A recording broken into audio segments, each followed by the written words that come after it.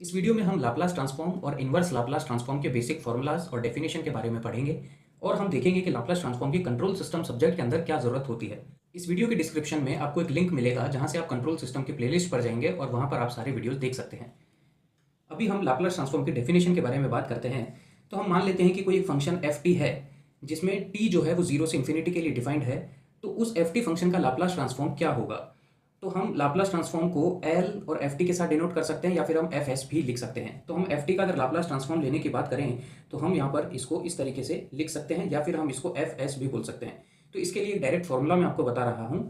इसका फॉर्मूला है ई की power minus s T dot F T dot d T.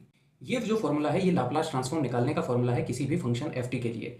अब इस फॉर्मूले का जो डेरिवेशन है ये हम सिग्नल एंड सिस्टम्स में पढ़ेंगे जब हम डिटेल में लाप्लास ट्रांसफॉर्म को देखेंगे। तो अभी के लिए आप ये फॉर्मूला याद कर सकते हो। इस फॉर्मूला से मैं कुछ फंक्शंस के लिए डिराइव करके आपको बताऊंगा और बाकी मैं आपको डायरेक्टली एक लिस्ट दूंगा जिसके अंदर आपको कुछ फंक्शंस का लाप्लास डायरेक्टली आपको याद कर लेना होगा।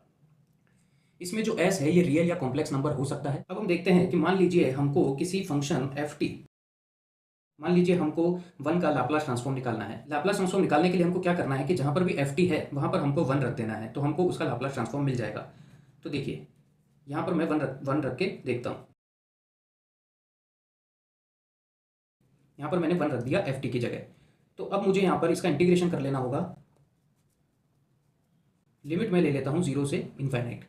इसके बाद अगर मैं इसको फर्दर सॉल्व करूँगा तो मैं यहाँ पर लिमिट्स पुट कर दूंगा। अब हमको पता है कि जो ई की पावर माइनस इन्फाइनाइट होता है ये जीरो होता है, ई की पावर जीरो वन होता है। तो यहाँ पर हमको मिल जाएगा minus one upon minus S, ultimately हमको मिल जाएगा वन अपॉन एस। तो ये हमारा आंसर हो जाएगा, ये हमारा लाप्लास ट्रांसफॉर्म हो जाएगा वन का। तो ये हमने डिराइव कर लिया इस फॉर्मूले की मदद से। मैं आपको एक और फंक्शन देता हूँ, लेट एफ टी ई की पावर ए टी। तो आप ई की पावर ए टी का लाप्लास ट्रांसफॉर्म बताइए क्या होगा। तो आप इसको इसी फॉर्मूले के अंदर पुट करके निकाल सकते हैं। एफ टी की जगह आपको पुट कर देना है ई की पावर ए टी। तो आप यहाँ पर डायरेक्टली जीरो से इन्फाइनाइट ई की power minus s t e की power a t dot d t. तो आपने इस फॉर्मूले के अंदर एफ टी की जगह ई की पावर ए टी पुट कर दिया तो आपके पास कुछ ऐसी इक्वेशन आ गई। इसको आप इंटीग्रेट करके सॉल्व कर सकते हैं। अब यहाँ पर देखिए बेस सेम है तो मेरी पावर्स ऐड हो जाएंगी। तो इसको मैं ऐड कर देता हूँ, जीरो टू इन्फिनिटी ई की power minus s T plus A T D T. अब जब मैंने यहाँ पर माइनस और टी को कॉमन ले लिया तो मेरे पास कुछ इस तरीके की इक्वेशन बन के आ गई। ये देखिए माइनस कॉमन ले लिया तो एस माइनस ए बन गया और टी कॉमन ले लिया। अब मैं इसका इंटीग्रेशन कर देता हूँ। तो जैसे ही मैं इसका इंटीग्रेशन करूँगा तो मेरे पास नीचे आ जाएगी टर्म माइनस एस माइनस ए और ऊपर बन जाएगा ई की power minus s minus A T और लिमिट आपकी आ जाएंगी जीरो से इनफाइनाइट। अब यहाँ हम इसको फर्दर सॉल्व कर सकते हैं। जीरो से इनफाइनाइट हमारे पास लिमिट जो है इसको अगर हम इस फंक्शन के अंदर पुट कर दें तो यहाँ पर देखिए ई की power minus infinite minus e की power zero upon minus s minus a. E की power minus infinite is zero and e की पावर जीरो इज वन। तो यहाँ पर आपके पास minus one upon minus s minus a आ जाएगा जिसको आप ultimately one upon s minus a लिख सकते हो। तो लाप्लास ट्रांसफॉर्म ऑफ ई की पावर ए टी आपको क्या दे रहा है, वन अपॉन एस माइनस ए। अब यहाँ पर अगर ई की पावर माइनस ए टी होता तो यहाँ पर एस प्लस ए हो जाता। तो इस तरीके से आप लाप्लास ट्रांसफॉर्म निकाल सकते हैं इस फॉर्मूला की मदद से। अब मैं आपको कुछ डायरेक्ट रिजल्ट्स बताता हूँ जिनको आपको याद कर लेना है, जिनकी मदद से आप डायरेक्टली यहाँ पर हम इन सभी फंक्शंस का डायरेक्टली लाप्लास ट्रांसफॉर्म लिखने वाले हैं और यहाँ पर हम इनवर्स लाप्लास ट्रांसफॉर्म भी लिखने वाले हैं। देखिए किसी भी ट्रांसफॉर्म का अगर हम इनवर्स कर देते हैं तो हमको ओरिजिनल स्टेट में जो फंक्शन था वो मिल जाता है। तो ट्रांसफॉर्म हम क्यों करते हैं? हम चीज़ों को सिंपल बनाने के लिए ट्रांसफॉर्म करते हैं। जैसा कि हम लाप्लास ट्रांसफॉर्म को जो करते हैं वो किसी भी डिफरेंशियल इक्वेशन को एल्जेब्रिक इक्वेशन में बदलने के लिए करते हैं, क्योंकि एल्जेब्रिक इक्वेशन को सॉल्व करना कंपैरेटिवली इजी होता है। मैं आपको भी एक एग्जांपल के तौर पे समझाऊंगा। तो इसलिए हम लाप्लास ट्रांसफॉर्म को यूज में लेते हैं ताकि हम एक डिफरेंशियल इक्वेशन को एक एल्जेब्रिक इक्वेशन बना सकें। लेकिन जब हमको उस एल्जेब्रिक इक्वेशन को वापस से उस ओरिजिनल स्टेट में लेकर के जाना है तो हम उसका इन्वर्स ले लेते हैं। तो इसलिए इन्वर्स लाप्लास ट्रांसफॉर्म यूज में लिया जाता है। अभी हम देखते हैं कि लाप्लास ट्रांसफॉर्म कैसे लेंगे और उसका इन्वर्स का रिजल्ट क्या होगा। तो देखिए Laplace transform of one is one by S. ये मैं आपको ऑलरेडी अभी बता चुका हूँ, अभी मैंने इसका डेरिवेशन भी किया है। लाप्लास ट्रांसफॉर्म ऑफ ई की power a t will give you one upon s minus a. वहीं पर अगर आप Laplace inverse Laplace transform of one by s लेंगे तो आपको वहां पर रिजल्ट मिलेगा वन।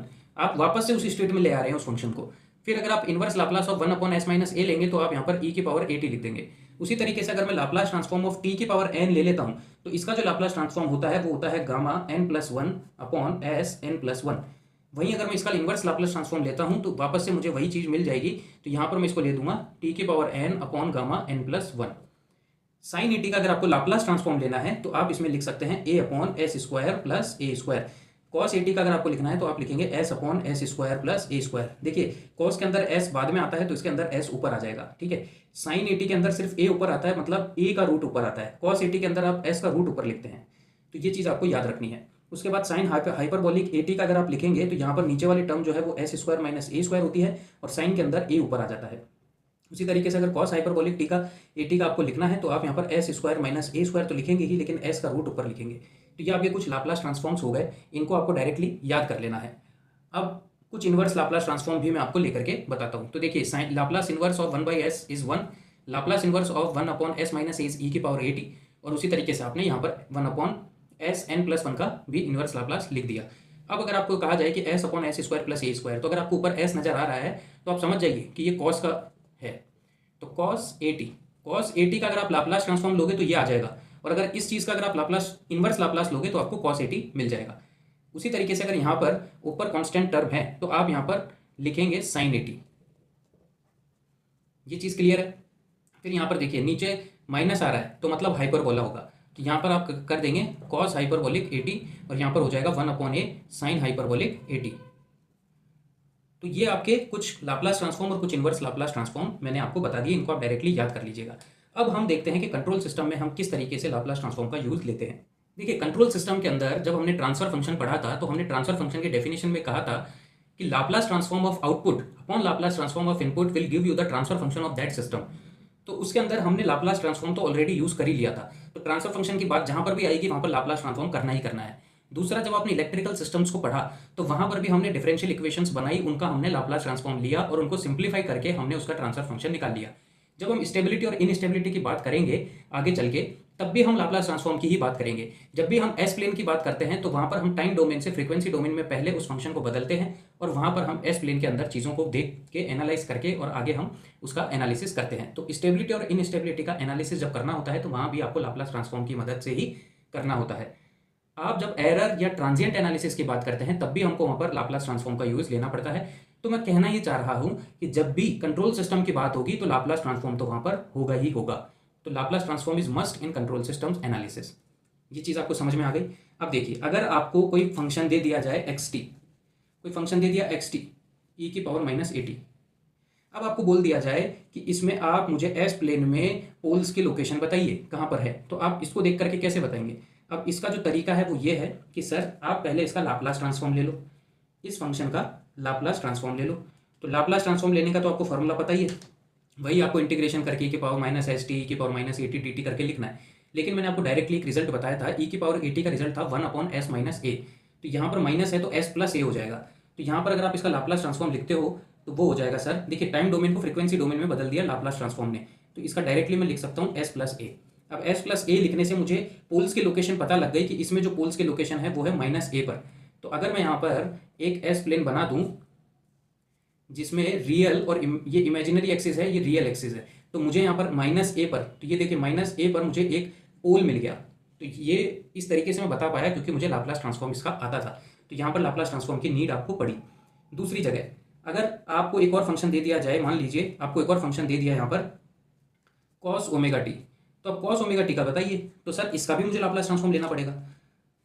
अगर मुझे इसके भी पोल्स को लोकेट करना है इस प्लेन के अंदर तो सर पहले लाप्लास ट्रांसफॉर्म तो लेना ही लेना पड़ेगा। तो इसका लाप्लास ट्रांसफॉर्म अगर मैं लूँ तो वो हो जाएगा एक्स एस। अब कॉस ओमेगा टी का अभी मैंने आपको बताया कि S upon s square plus omega square होता है, अभी मैंने आपको बताया, तो डायरेक्ट आप उसको याद कर लीजिए। तो देखिए इसको अगर मैं और सिंप्लीफाई करूँ तो एस अपॉन एस प्लस जे ओमेगा और एस माइनस जे ओमेगा मैं इसको लिख सकता हूँ। तो एक तो मुझे मिल जाएगा माइनस जे ओमेगा पर और एक मुझे मिल जाएगा प्लस जे ओमेगा पर, तो मुझे दो पोल्स मिल गए यहाँ पर इमेजिनरी एक्सिस पर। तो देखिए यहाँ पर अगर मैं इनको लोकेट करूँ तो मैं कुछ इस तरीके से लोकेट कर सकता हूँ, एक तो हो जाएगा माइनस जे ओमेगा पर और एक हो जाएगा प्लस जे ओमेगा पर। तो इस तरीके से आपने पोल्स को लोकेट कर दिया लाप्लास ट्रांसफॉर्म की मदद से। अब मैं आपको एक इलेक्ट्रिकल सिस्टम की इक्वेशन देता हूँ और मैं आपसे पूछ लूँ कि सर इसका ट्रांसफर फंक्शन बताइए, तो आप वहाँ पर भी लाप्लास ट्रांसफॉर्म की ही हेल्प लेंगे। तो आपको मान लीजिए कोई इलेक्ट्रिकल इक्वेशन दे दी है जिसके अंदर इनपुट है are I T plus L D I T over D T plus 1/c integration I T D T. इस तरीके से इक्वेशन नंबर 1 और इक्वेशन नंबर आउटपुट इक्वेशन आपके पास हो गई 1/c I T D T. अब आपको कह दिया जाए कि सर इसका ट्रांसफर फंक्शन बताइए, तो सर ट्रांसफर फंक्शन क्या होता है? Laplace transform of output upon Laplace transform of input. तो आउटपुट तो ये हो गया, तो इसका भी लाप्लास ट्रांसफॉर्म ले लीजिए, और इनपुट ये हो गया तो इसका लाप्लास ट्रांसफॉर्म ले लीजिए, दोनों को डिवाइड कर दीजिए, आपको मिल जाएगा ट्रांसफर फंक्शन। तो मैं आपको लाप्लास ट्रांसफॉर्म निकालना बताता हूँ। ये एक डिफरेंशियल इक्वेशन है। डिफरेंशियल इक्वेशन के अंदर जब आप लाप्लास ट्रांसफॉर्म लेते हैं तो जो डिफरेंशिएशन होता है वो मल्टीप्लाई बन करके आता है, और जो इंटीग्रेशन होता है वो डिवाइड बन करके जाता है। देखिए कैसे, तो इसका लाप्लास ट्रांसफॉर्म हम ले रहे हैं, ठीक है। तो इसको हम बनाते हैं IES, टाइम डोमेन से फ्रीक्वेंसी डोमेन में बना दिया। तो यहाँ पर हमारे पास हो गया IS प्लस, अब यहाँ पर देखिए डिफरेंशिएशन है, तो डिफरेंशिएशन को मैं S लिख दूंगा मल्टीप्लाई में, और L, और यहाँ पर आ जाएगा IS एज इट इज।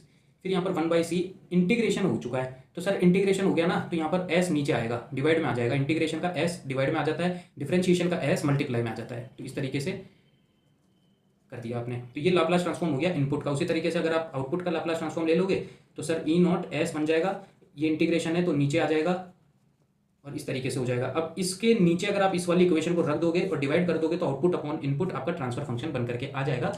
कुछ मैनिपुलेशंस आपको करने पड़ेंगे। तो इस तरीके से आप लाप्लास ट्रांसफॉर्म की मदद से डिफरेंशियल इक्वेशंस को सॉल्व कर लेते हैं, पोल्स की लोकेशन बता सकते हैं, स्टेबिलिटी और इनस्टेबिलिटी का एनालिसिस कर सकते हैं। तो इस तरीके से हम कंट्रोल सिस्टम के वेरियस पार्ट्स के अंदर लाप्लास ट्रांसफॉर्म का यूज़ लेते हैं, और ये बहुत ही हेल्पफुल टूल है जो डिफरेंशियल इक्वेशंस को एल्जेब्रिक इक्वेशंस बना करके उस चीज़ को बहुत सिंपल कर देता है। तो मैं उम्मीद करता हूं कि लाप्लास ट्रांसफॉर्म का ये बेसिक वीडियो आपको समझ में आया होगा। अगर आपको इस वीडियो से कुछ सीखने को मिला है तो आप इस वीडियो को लाइक जरूर कीजिए। हमारे टेलीग्राम चैनल को सब्सक्राइब करने के लिए आप नीचे डिस्क्रिप्शन में दिए गए लिंक को फॉलो कर सकते हैं, और इंस्टाग्राम पर भी आप हमको फॉलो कर सकते हैं। वेबसाइट का लिंक भी आपको डिस्क्रिप्शन में दिया गया है, जहाँ पर कुछ बहुत अच्छे आर्टिकल्स हमने लिख रखे हैं, तो आप उनको जाके भी रीड कर सकते हैं।